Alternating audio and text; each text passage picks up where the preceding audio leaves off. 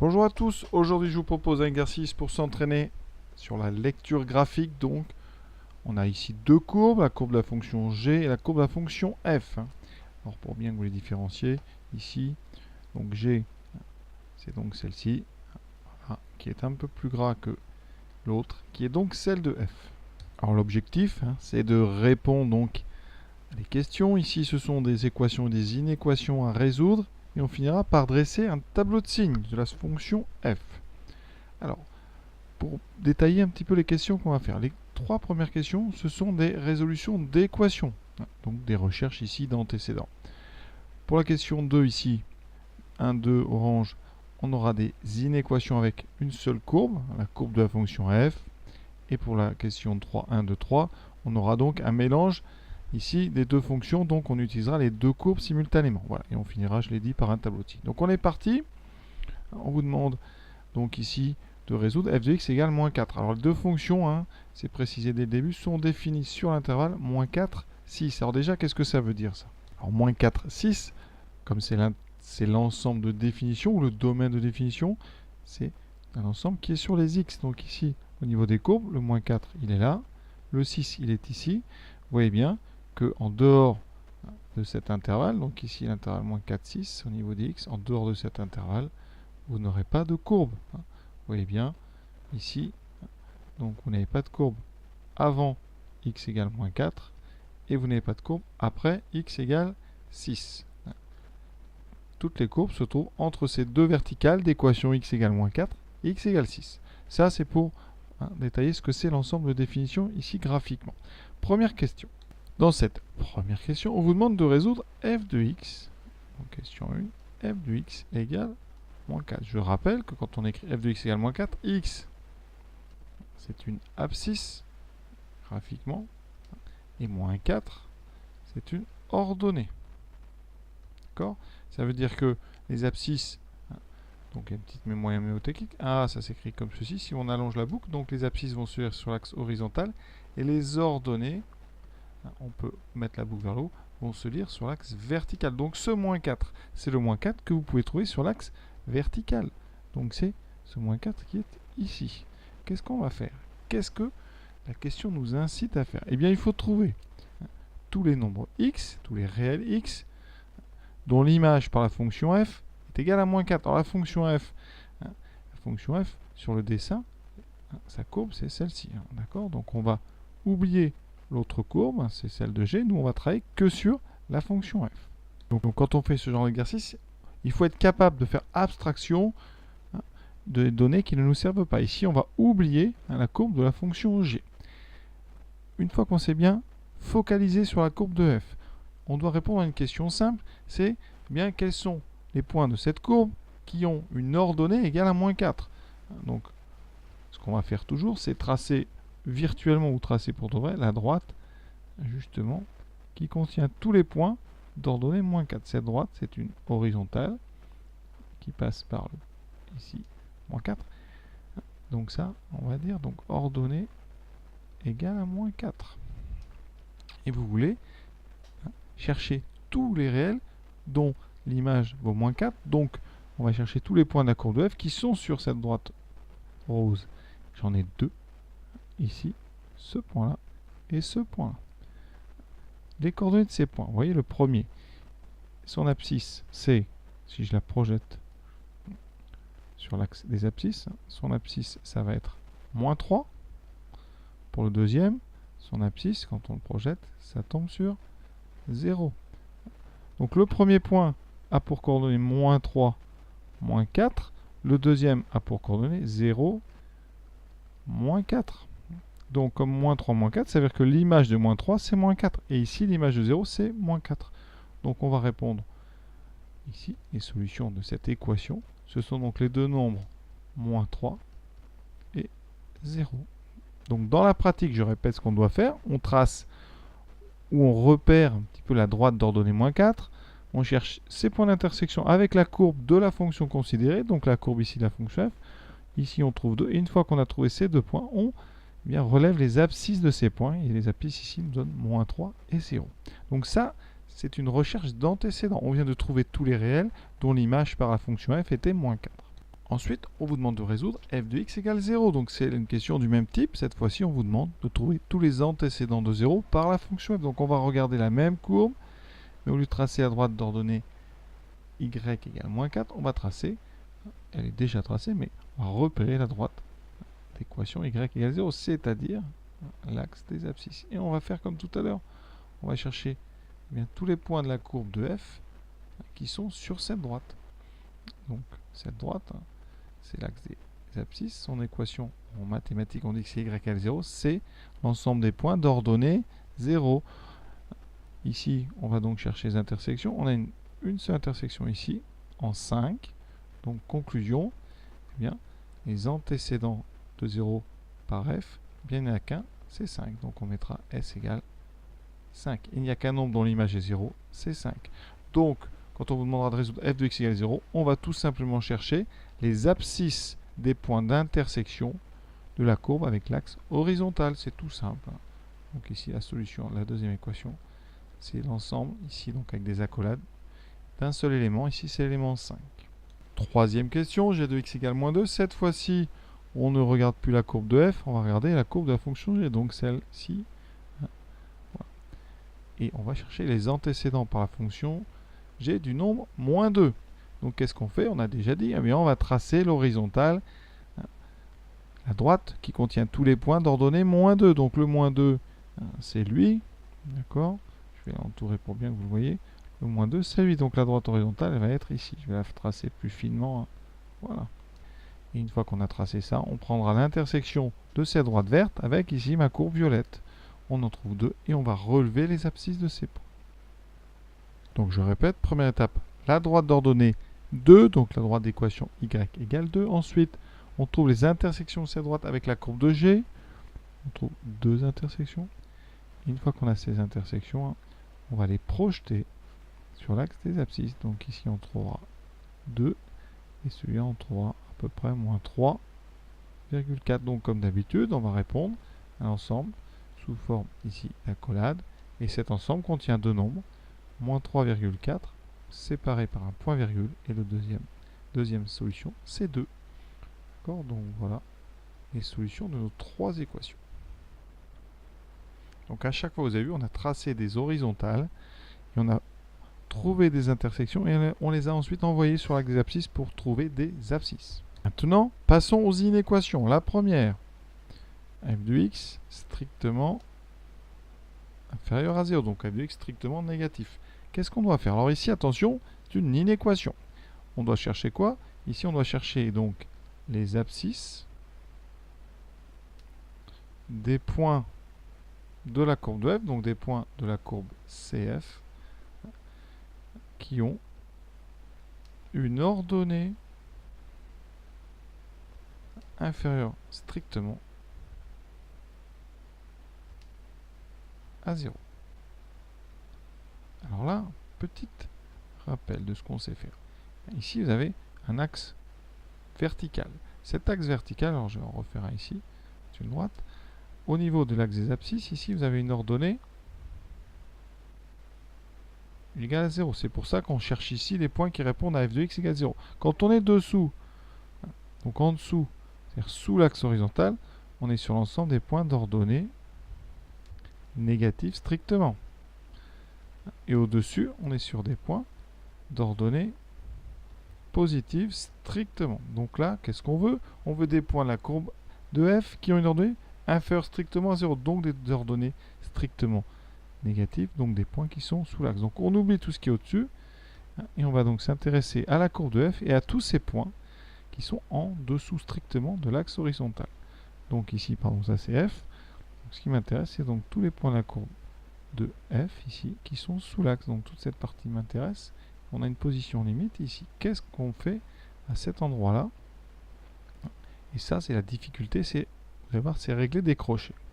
Donc, je viens de surligner en rose tous les points de la courbe qui ont une abscisse strictement négative. Je vais maintenant envoyer ces points sur l'axe horizontal. Alors ça me donne quel type d'ensemble? Oui, si j'envoie le premier, j'arrive ici. Si j'envoie celui d'à côté ici, donc j'ai une infinité de points à projeter qui vont tous tomber. Alors là, je vais faire ça. Voilà. vous allez tomber sur cet ensemble ici. Tous les nombres qui sont dans cette zone ont une image qui sera dessous, donc une image strictement négative. Donc, ça veut dire que la solution de notre problème, c'est un intervalle. C'est l'intervalle entre la solution ici qui est au bout à gauche, donc moins 4, et celle qui est au bout à droite, c'est 5. Donc on est entre, ça veut dire que les x qui m'intéressent sont donc entre moins 4 et 5. Il me reste maintenant à résoudre le problème des crochets. Alors, qu'est-ce qui se passe en moins 4? En moins 4, on est au niveau des courbes. On va regarder, hein. F est ici. Quelle est l'image de moins 4? L'image de moins 4 est vraiment négative. Elle n'est pas nulle. Elle est égale à peu près à moins 3,65. Donc, moins 4 est une solution de cette inéquation. J'ai bien f de moins 4 qui est strictement négatif. Donc, je dois prendre ce nombre. Ça veut dire que sur le dessin, on peut mettre ici un crochet fermé. Et donc, sur l'intervalle, quand on projette, le crochet va être fermé. Pour le point, ici, qui correspond à x égale 5, est-ce que 5 est solution? C'est-à-dire, est-ce qu'on le garde? Eh bien, on regarde combien vaut f de 5. Sur le dessin, l'image de 5, vous allez chercher, l'image de 5, il n'y a pas besoin de dessin, la courbe est ici, donc l'image de 5, vous la lisez là. Donc, f de 5 est égal à 0. On en a déjà parlé, c'est la deuxième question du sujet. Conclusion, en 5, ça s'annule, et nous, on veut ici un strict, on ne veut pas que ça s'annule, donc 5 n'est pas solution. Je dois donc exclure 5, je dois donc ouvrir le crochet. Voilà pourquoi ici, sur le dessin, si vous voulez, on va mettre un crochet ouvert ici. Et donc sur la partie orange, on a un crochet ouvert. Voilà pour cette question. La question suivante, c'est la résolution d'un encadrement. Une double inégalité f de x est strictement plus grand que moins 4 et inférieur ou égal à 0. Donc première étape, il faut traduire ça graphiquement. Ça veut dire qu'on cherche donc quoi? On cherche des abscisses. Hein. Les abscisses des points de quelle courbe? Ici CF, donc des points de la courbe CF qui sont entre les droites d'ordonnée moins 4 et d'ordonnée 0. Alors comme là on a du inférieur ou égal ici du strict, ici, donc ils sont entre droite d'ordonnée moins 4 et dans les autres, et aussi ceux qui sont, là on va garder, et ceux et sur la droite d'ordonnée 0. On ne va pas prendre ceux qui sont sur la droite d'ordonnée moins 4. Pourquoi? Parce qu'on ne veut pas que ce soit égal à moins 4. Ici, ce symbole, c'est un strict. Donc f de x ne peut pas faire moins 4. D'accord? Alors moins 4 au niveau de l'axe des abscisses, c'est ici, on en a déjà parlé. On trace donc cette horizontale. On ne veut pas les points de la courbe de f qui sont sur cette droite. Donc il faudra jeter les points s'ils sont sur cette droite. Par contre, les points qui sont sur une deuxième droite, c'est-à-dire sur l'axe des abscisses, que je repasse pour une fois, mais vous, sur une copie, vous ne pouvez pas le faire.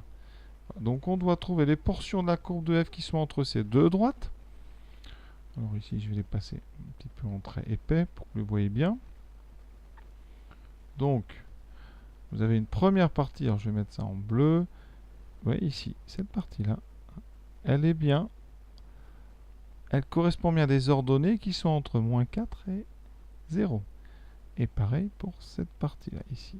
Toute cette partie, c'est donc une partie de courbe où tous les points ont des abscisses, ou des ordonnées, pardon, entre moins 4 et 0. Et on va donc pouvoir commencer à écrire la solution. Ça veut dire qu'ici, j'écris ça en bas, on a donc tous les nombres qui sont où? Alors je projette. Ici, j'envoie le premier point plus à gauche. Je tombe sur moins 4. Le deuxième, on est ici. D'accord? On est à cet endroit-là. C'est-à-dire en à peu près moins 3,1.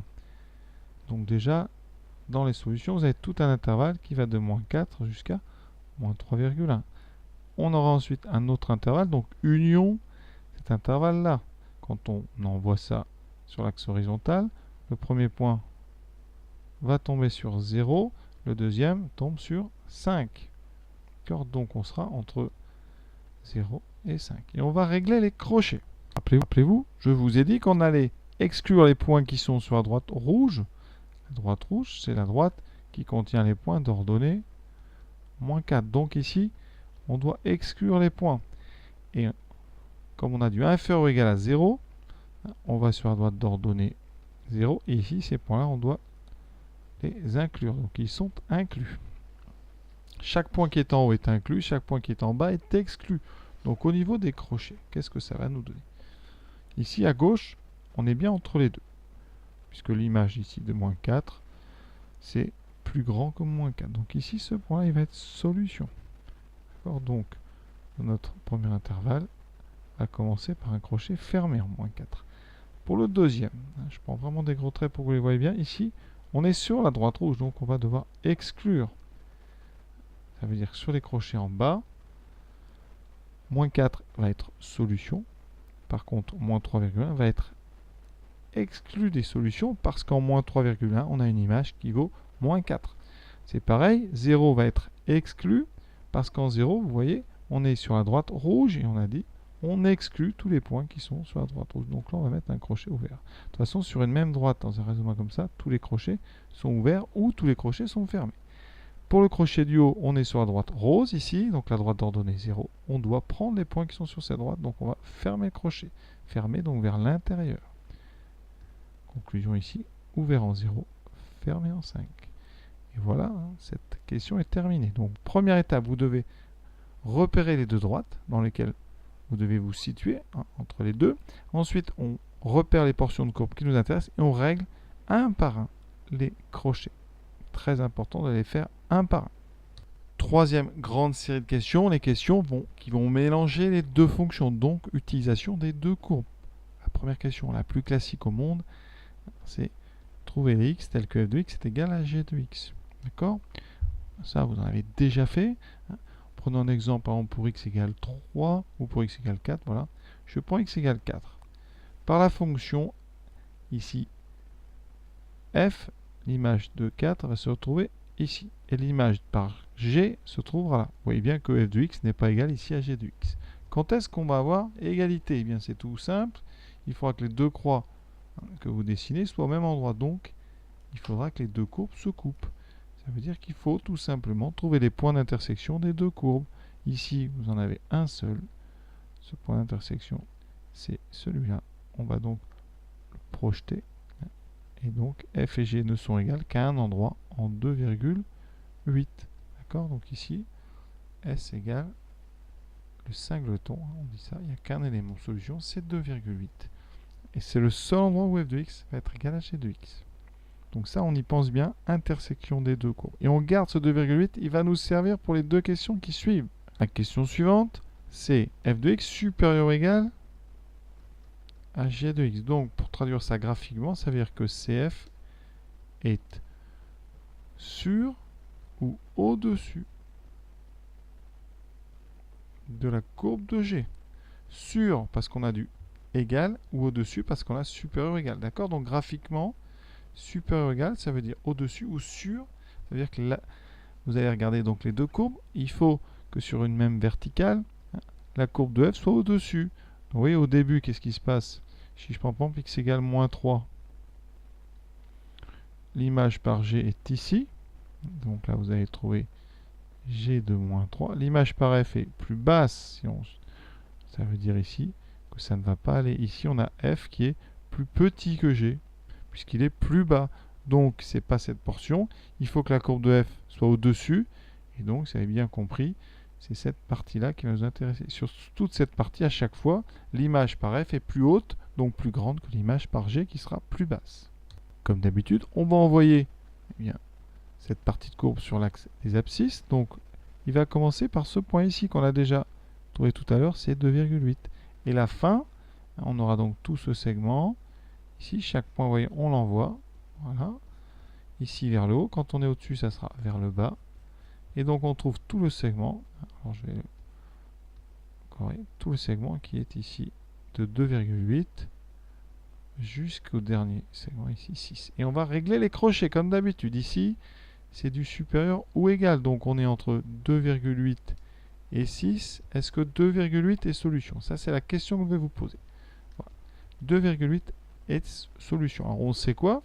On a dit que l'image de 2,8, f de 2,8, c'était égal à g de 2,8. C'est l'intersection, c'est là où les deux courbes se coupent. Donc, on a égalité. Dans la question, on autorise égalité parce qu'on cherche à résoudre f de x supérieur ou égal. Donc, on a le ou égal qui est réalisé. Donc, 2,8 est bien solution. Donc, vous allez ici conserver, à cause du supérieur égal, là, le point d'intersection. Donc, le 2,8, on le garde. D'accord? Donc, ici, on aura un crochet fermé. Pour le dernier point, en 6, qu'est-ce qui se passe? C'est la question qu'il faut se poser. En 6, je regarde. Combien vaut f de 6? F de 6, c'est très haut. Vous allez le lire ici, c'est à peu près 1,4. Et si vous regardez g de 6, c'est tout en bas, c'est là. C'est donc moins 4. Conclusion, on a bien f de 6 qui est supérieur ou égal à g de 6, puisque c'est supérieur. Donc c'est 6 est solution de notre inéquation. Donc on va aussi fermer. C'est pour ça que ça peut vous paraître étrange. On ne ferme pas pour la même raison. On ferme parce qu'on a ici f qui est supérieur à g. Pour le premier crochet, on avait fermé parce que f était égal à g. Et qu'on autorise l'égalité aussi. Donc ici, on ferme.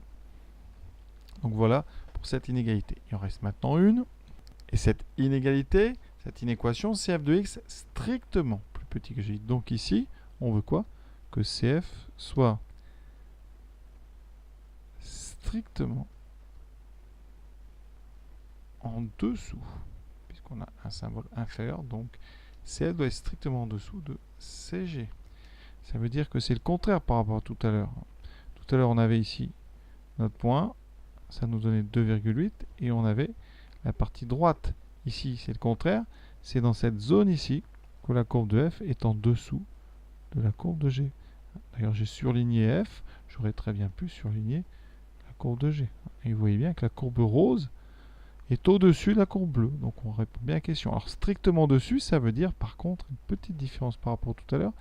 Ici, c'est sous-entendu que f de x doit être différent de g de x. C'est dans le strictement que ça s'est caché, cette info. Donc, on va interdire le point d'intersection. Ça veut dire qu'ici, le crochet, eh bien, il est ouvert. D'accord? De même pour ceci. Ici, on est ouvert. On va aller jusque là. Par contre, en moins 4, qu'est-ce qui se passe?